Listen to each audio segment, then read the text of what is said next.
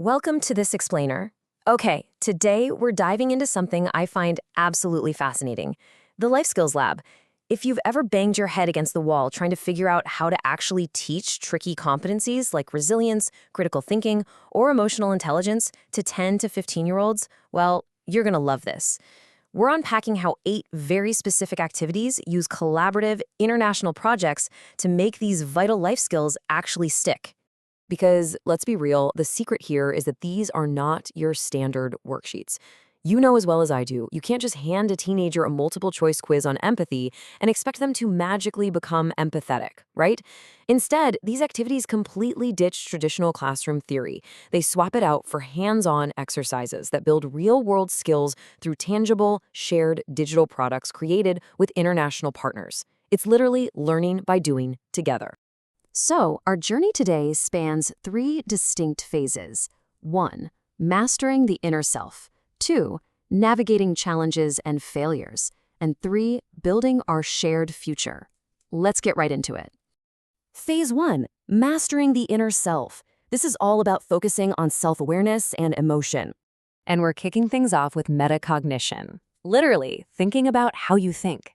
Now sure, it sounds like some high-level philosophy concept, but it's actually the exact core skill trained in our first activity, cleverly called the User Manual of Me. Getting students to objectively observe their own minds, that is cognitive superpower level stuff.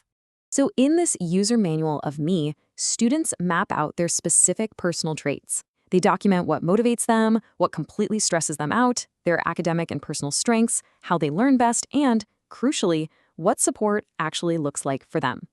And here's the kicker. After drafting this, they don't just hand it to a teacher.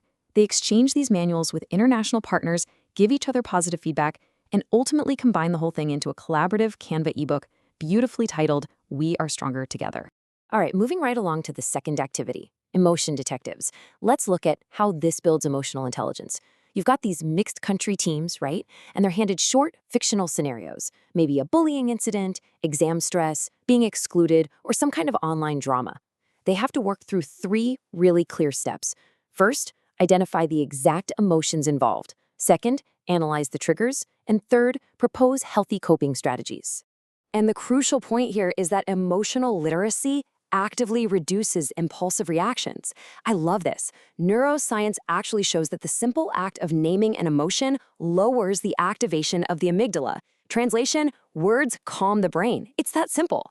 To really lock this learning in, students take those fictional scenarios we just talked about and produce a short international role-play video compilation demonstrating constructive ways to resolve the conflict. Which brings us to a really powerful question. Honestly, one we should probably all be asking ourselves. When do I scroll mindlessly? This question kicks off our third activity in this phase, the Digital Balance Challenge. Students actively track their screen time for 5 straight days, but they're not just logging hours, they're specifically reflecting on how that screen time affects their mood and what a healthy digital balance would actually look like in their real lives. The ultimate goal here, data over assumptions. Because rather than adults just creating a moral panic, wagging their fingers and telling teenagers that phones are bad, partners across different countries compare their actual tracking results. They use that data to create an infographic report called Our Digital Habits Across Europe. Relying on hard data like this, that's what builds genuine, lasting self-awareness and digital well-being. Okay, phase 2, navigating challenges and failures. Here we're focusing on resilience and the choices we make. Activity number 4 is the decision-making escape room. So in this interactive Genially escape room, which by the way is actually co-created by the schools themselves, students face intense dilemmas. We're talking peer pressure, social media crises, academic integrity issues. And to escape, they absolutely must use this structured process. Identify the options, predict the consequences, and justify their final choice. Partner schools compare choices and get this, every single decision literally changes the storyline. It's just a fantastic way to train structured decision-making under pressure. Then we have the Failure Museum activity. This is designed to shift students from a really limiting old mindset to an empowering new one. The old mindset says, failure is my identity. The new mindset, failure is just data. Students anonymously submit a personal failure story, detailing exactly what happened, what they felt in the moment, and, most importantly, what they learned from the whole ordeal. But those anonymous submissions, they don't just disappear into a void. International teams take those stories and design a stunning, collaborative virtual exhibition, a museum of learning moments, using platforms like ArtStaps or a Canva site. Think about how powerful that is. It completely normalizes failure and turns resilience and that growth mindset into a beautifully shared experience. All right, moving to phase 3, building our shared future. Here, the focus shifts outward to empathy and social agency.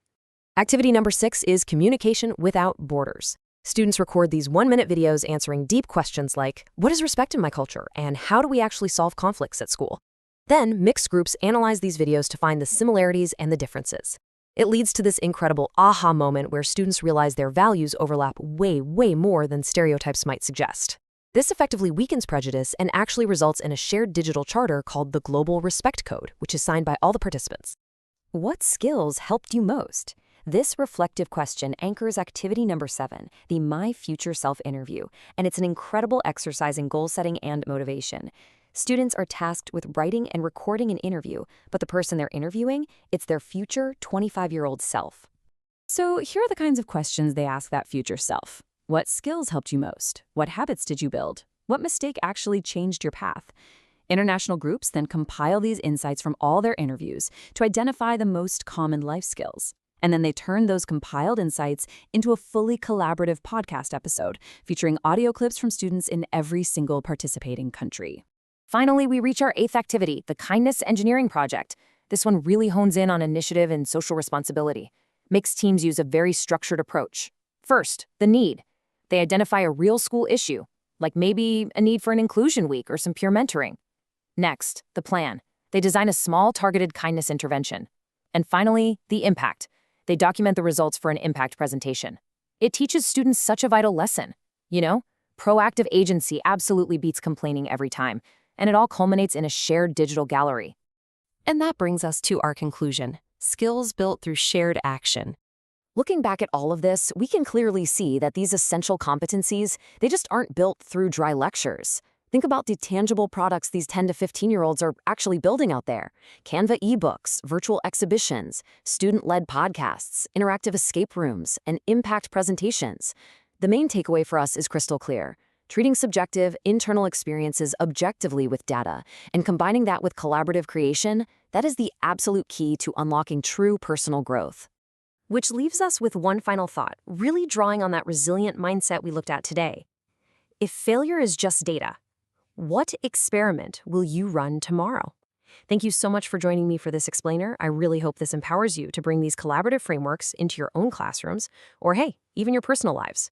Keep learning, keep experimenting, and I'll catch you next time.